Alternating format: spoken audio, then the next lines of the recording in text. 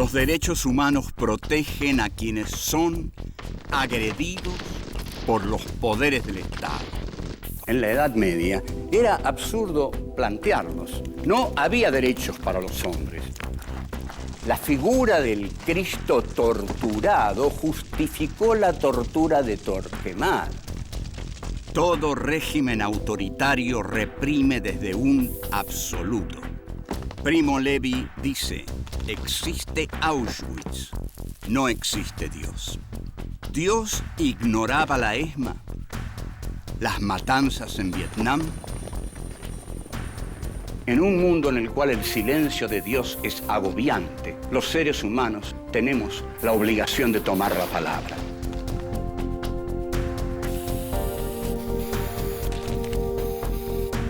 Filosofía aquí y ahora 5. Filosofía y derechos humanos. Encuentro 6. Pensar Auschwitz. 1. Lo humano y lo inhumano. 2. Joseph K. fue detenido una mañana. 3. Después de Auschwitz. 4. El piloto de Hiroshima. 1. Lo humano y lo inhumano. Se puede pensar Auschwitz. Este es el tema candente y realmente muy importante en el pensamiento del siglo XX y del pensamiento de los derechos humanos. Se puede pensar Auschwitz. La pregunta ya implica que si se puede pensar Auschwitz, pregunta alguien, la pregunta implica que sobre las dificultades de pensar Auschwitz. ¿Es posible pensar Auschwitz?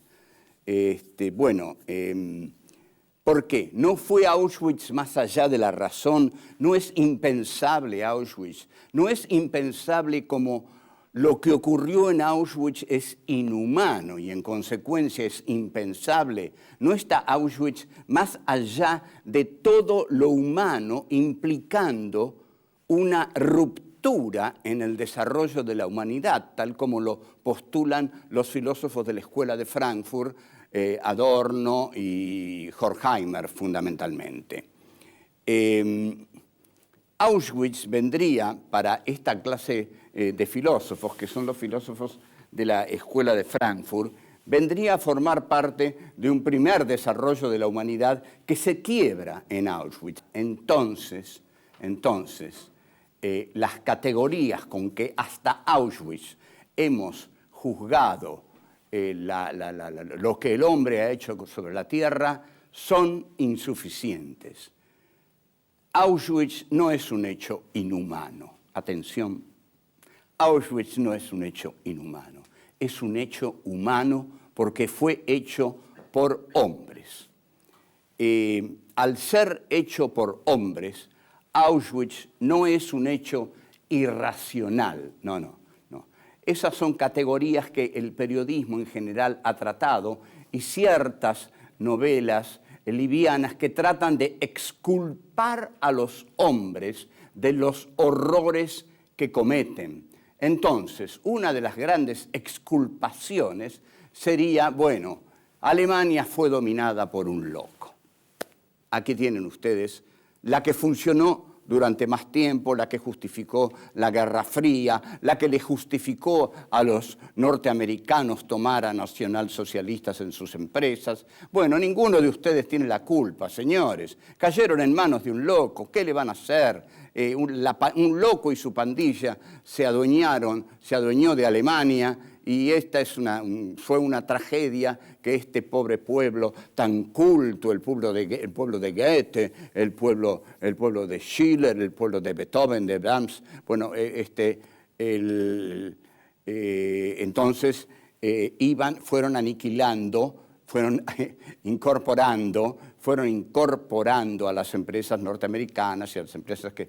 Ese fue el milagro alemán. ¿Cuál es la base del milagro alemán? ¿Cuál es la base del milagro alemán? La base del milagro alemán es: los alemanes son inocentes, porque si no, no hay milagro alemán. Los alemanes son inocentes. De Alemania se apoderó una pandilla de locos que hizo todos los estragos que todos conocemos y, sobre todo, que mató a 6 millones de judíos y que puso todos los campos de concentración. Pero los alemanes, con los alemanes podemos hacer grandes negocios y, sobre todo, Alemania tiene que estar de nuestro lado para frenar el comunismo. Para frenar el comunismo. No olvidemos que las bombas de Hiroshima y Nagasaki fueron arrojadas más como advertencia contra la Unión Soviética que para ganar una guerra que ya estaba ganada. Ahora bien, todos aquellos que dicen que Auschwitz fue un fenómeno irracional, que el nazismo fue la obra de la pandilla de un loco, se equivocan.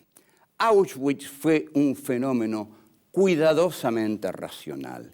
El nacionalsocialismo fue una doctrina rigurosamente intelectual, pensada, basada en las tradiciones de Alemania. En Alemania ya había un sedimento antisemita profundo y además Alemania necesitaba a Hitler para expandirse territorialmente, porque la tragedia del siglo XX es que la unidad alemana se da tarde en el siglo XIX. La unidad de Alemania, cuando se da, el reparto imperialista del mundo ya está hecho. Alemania llega tarde a esa cita y tiene que rediscutir todo de nuevo. Entonces, 2 guerras mundiales en el siglo XX. Seguimos.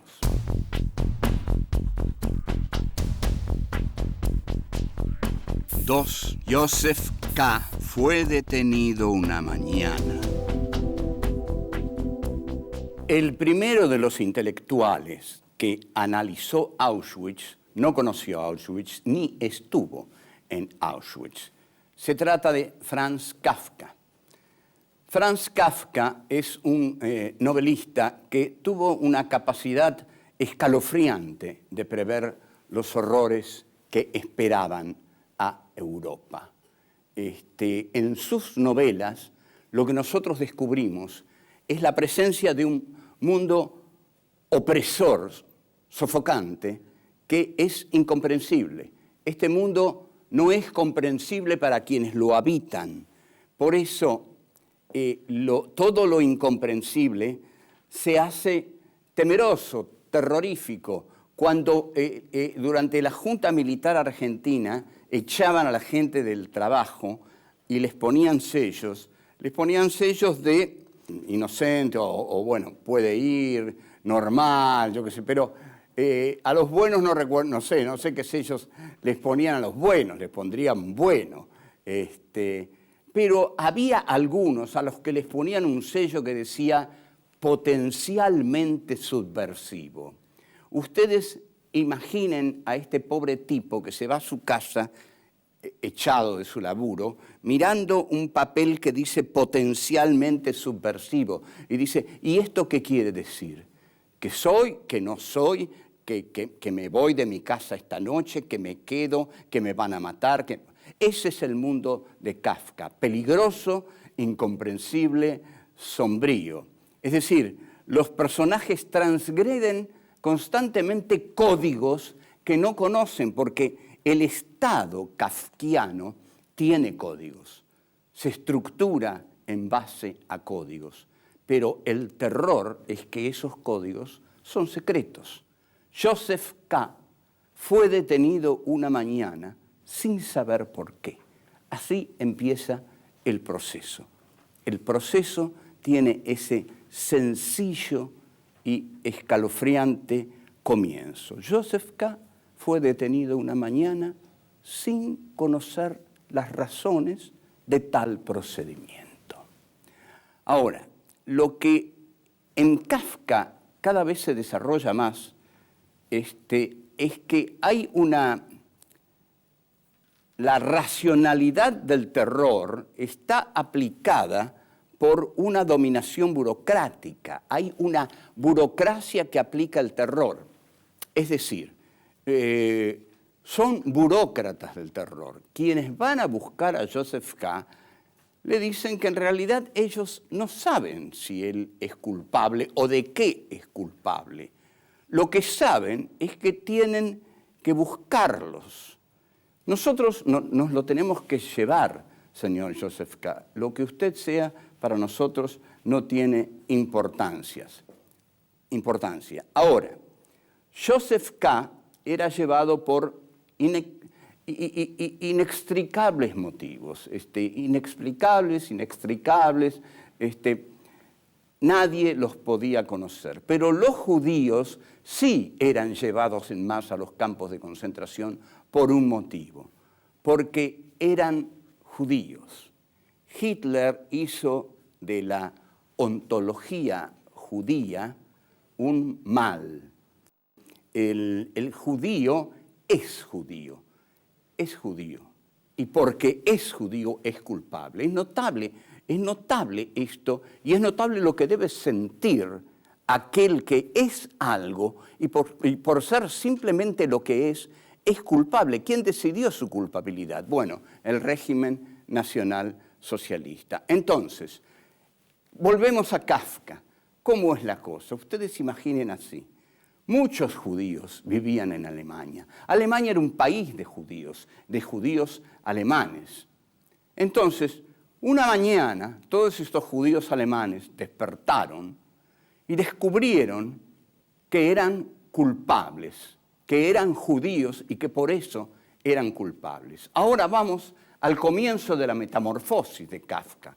Gregor Samsa, el protagonista de la metamorfosis, se despierta una mañana transformado en un horrible insecto. No hay aquí una horrible similitud, no hay aquí una similitud estremecedora, porque los judíos creían que no iba a pasar nada, que iban a seguir viviendo en su Alemania, porque pocos judíos se sentían tan alemanes, como ni siquiera los alemanes se sentían tan judíos como... El judío era alemán y mi patria es Alemania, pero una mañana, un cierto día, hace todo así y de pronto son insectos, son cucarachas y las tropas de asalto pasan a buscarlos. Y ahí comienza el horror que Kafka prefigura en la metamorfosis. Seguimos.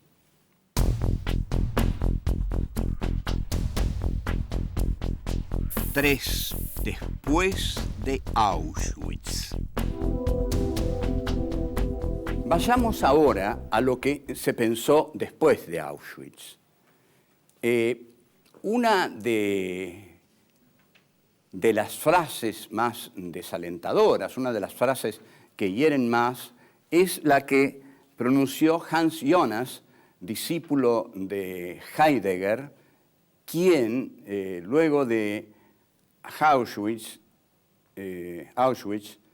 dijo, después de ese suceso, se puede afirmar que pensar en una divinidad totalmente buena es algo incomprensible. Está claro, lo oyeron bien, lo dijo Hans Jonas, discípulo de Heidegger en Alemania, con Auschwitz ahí a la mano. Karl Levitt, también discípulo de Heidegger, dijo, después de Auschwitz es imposible pensar un Dios que no tenga en sí el mal. Entonces, también nos damos cuenta de algo. El gran juzgado en Auschwitz es Dios. Es el gran juicio a Dios el que Auschwitz plantea. Adorno larga su famoso dictum que dice, después de Auschwitz es imposible escribir poesía. Ese dictum se ha ido diluyendo con los años porque nadie entiende muy bien la practicidad de eso que se quiere decir. Realmente es un dictum, no pierdan mucho en pensarlo porque supongo que quiere decir que hasta la belleza ha quedado herida después de Auschwitz. Walter Benjamin tiene un texto esotérico, difícil, complejo, breve, al menos breve, en el que habla del ángel de la historia y dice que el ángel de la historia ha mirado hacia atrás, ha mirado hacia el pasado y lejos de ver una historia racional, unidimensional, dialéctica, inteligible, comprensible, lo que ha visto es un paisaje de ruinas. Entonces, Benjamin dice, yo concibo la historia como catástrofe. Y en efecto, concibe la historia como catástrofe. La otra gran figura que ha pensado Auschwitz es un gran poeta que se llama Paul Celan. Paul Celan estuvo, sí, en Auschwitz.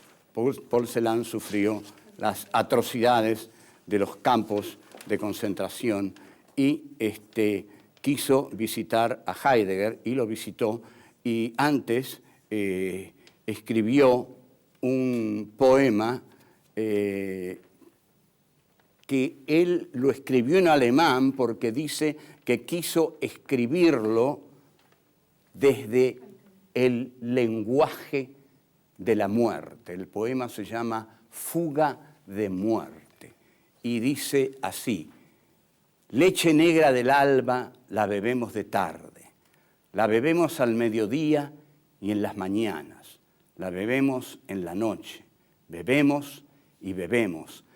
Cavamos una tumba en los aires donde no es estrecho. Un hombre vive en la casa y juega con las serpientes que escribe a Alemania cuando oscurece tus dorados cabellos, Margarita. Lo escribe y sale frente a la casa y refulgen las estrellas y con un silbido llama a sus perros de presa y silba a sus judíos, les hace cavar una tumba en la tierra, nos manda, toquen para el baile. El poema no es un dechado de transparencia, pero en alemán y escrito en Alemania y dirigido a los alemanes, fue terriblemente doloroso para la culpa alemana. Además, ustedes imaginen la culpa alemana que es permanente, porque Alemania solo puede salir de esto a raíz de una gran negación, porque no hay en Alemania, digamos, nada que diga, hubo otra Alemania, luchamos contra el nazismo. Habría que buscar también entre nosotros y contra la dictadura de Videla, que es lo que hubo. El tema de la culpa lo vamos a tratar en algún momento. Primo Levi es el otro gran pensador de Auschwitz, los hundidos y los salvados, si esto es un nombre. Primo Levi es una de las más conmovedoras figuras que han pensado Auschwitz. Y ahora, pero voy a decir algo de él en el próximo bloque. Volvemos.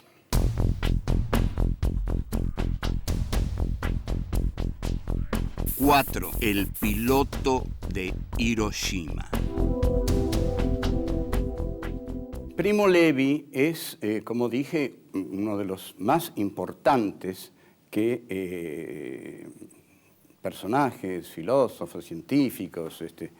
El hombre había estado ahí, había estado cavando tierra sucia en Auschwitz y escribe 2 libros, Los hundidos y los salvados y Si esto es un hombre. Lo que sorprende a los que siguen a Primo Levi, lo que les duele es que cuando todos creían que Primo Levi había elaborado profundamente y con distancia su tragedia, se tira por el hueco de una escalera de un edificio. Bien, vamos a un tema muy conmovedor, muy conmovedor. Vamos a Hiroshima.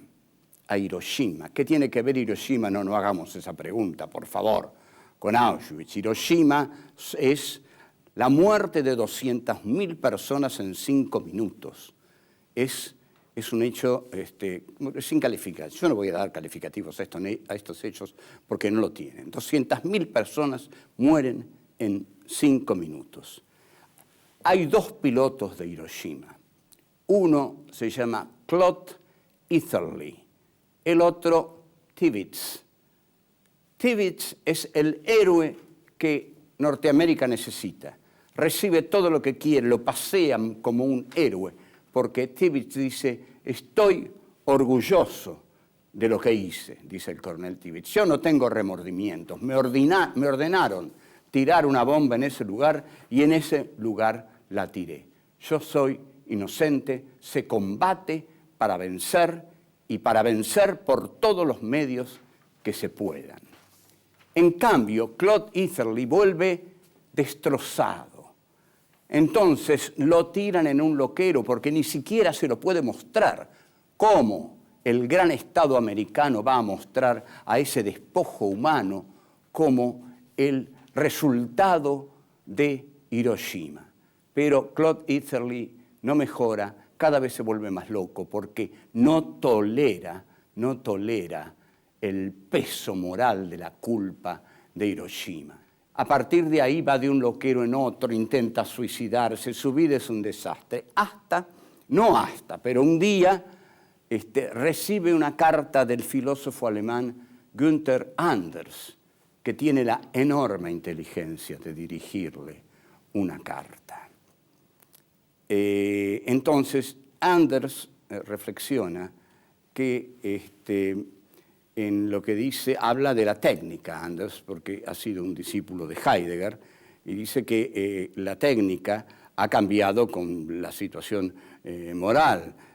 La técnica, evidentemente, ha llevado a la bomba atómica que puede